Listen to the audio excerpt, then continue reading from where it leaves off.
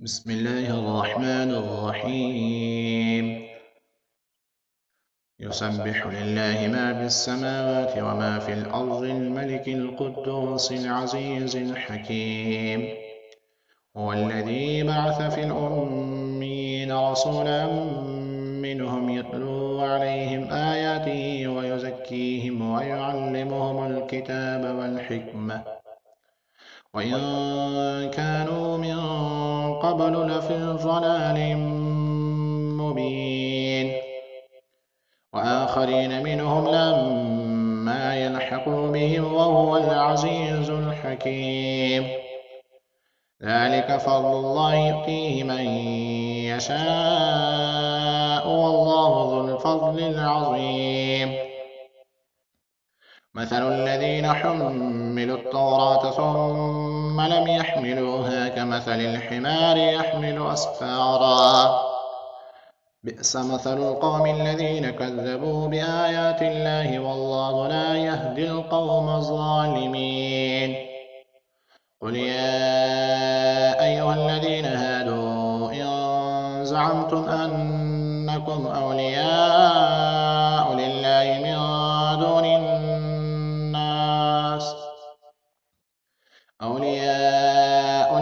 من دون الناس فتمنوا الموت إن كنتم صادقين ولا يتمنونه أبدا بما قدمت أيديهم والله عليم بالظالمين.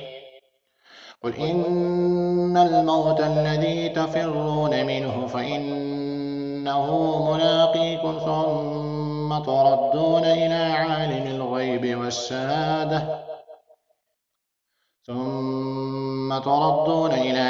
الغيب والشهادة فينبئكم بما كنتم تعملون. يا أيها الذين آمنوا إذا نودي للصلاة من يوم الجمعة فاسعوا إلى ذكر الله وذروا البيع ذلكم خير لكم إن كنتم تعلمون. فإذا قضيت الصلاة فانتشروا في الأرض وابتغوا من فضل الله واذكروا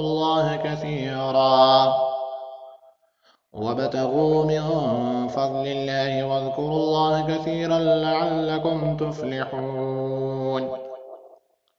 وإذا رأوا تجارة أو لهوا انفضوا إليها وتركوك قائما. قل ما عند الله خير من اللهو ومن التجارة والله خير الرازقين. صدق الله العظيم.